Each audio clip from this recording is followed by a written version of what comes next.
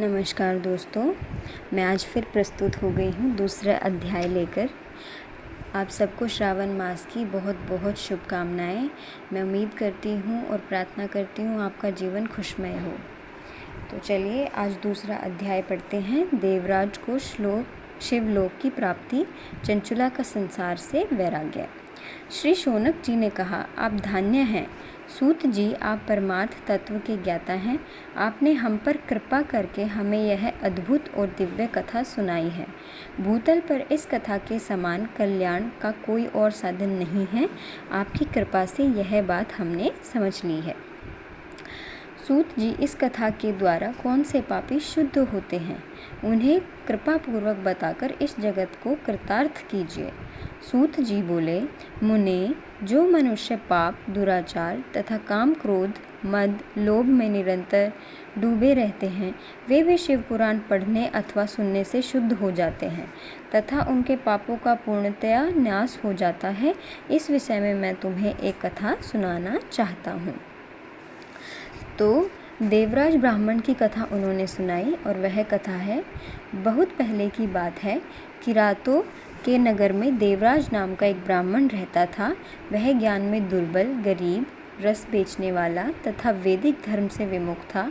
वह स्नान संध्या नहीं करता था तथा उसमें वैश्यावृत्ति बढ़ती जा रही थी। वह भक्तों को ठगता था, उनसे अनेक मनुष्यों को मारकर उन सब का धन हड़प लिया था। उस पापी ने थोड़ा सा भी धन धर्म के काम में नहीं लगाया था। वह वैश्यागामी तथा आचार भ्रष्ट था। एक दिन वह घूमता हुआ देवयोग से प्रतिष्ठानपुर झूसी प्रयाग जा पहुंचा। वहां उसने एक शिवालय देखा जहां बहुत से साधु महात्मा एकत्र हुए थे। देवराज वहीं ठहर गया। वहां रात में उसे ज्वर आ गया और उसे बड़ी पीड़ा होने लगी। वहीं पर एक ब्राह्मण देवता शिव पुराण की कथा सुना रहे थे। ज्वर में पड़ा देवराज भी ब्राह्मण के मुख से शिव कथा को निरंतर सुन रहा था। 1 मास बाद देवराज ज्वर से पीड़ित अवस्था में चल बसा।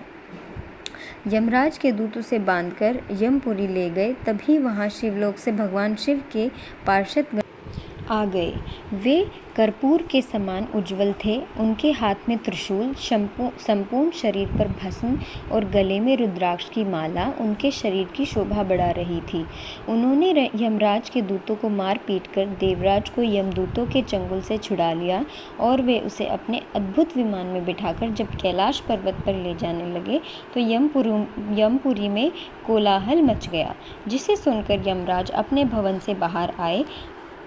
साक्षात रुद्रों के समान प्रतीत होने वाले इन दूतों का धर्मराज ने विधि पूर्वक पूजन कर ज्ञान दृष्टि से सारा मामला जान लिया। उन्होंने भय के कारण भगवान शिव के दूतों से कोई बात नहीं पूछी। तत्पश्चात शिव दूत देवराज को लेकर कैलाश चले गए और वहां पहुंचकर उन्होंने ब्राह्मण को करुणावतार भगवान शिव के हाथों में सौंप दिया। शौनक जी ने कहा, महाभाग सूत जी, आप सर्वज्ञ हैं। आपके कृपा प्रसाद से मैं कृतार्थ हुआ। इस इतिहास को सुनकर मेरा मन आनंदित हो गया है। अतः भगवान शिव में प्रेम बढ़ाने वाली दूसरी कथा भी कहिए। मैं उम्मीद करती हूँ आपको ये कथा भी पसंद आई। आपसे अनुरोध करती हूँ कि मेरे चैनल को लाइक करें, सब्सक्राइब करें और इस पावन कथा को सभी में आनंदमय फैलाने में मेरा साथ दें। सभी को बहुत बहुत श्रावण मास की शुभकामनाएं।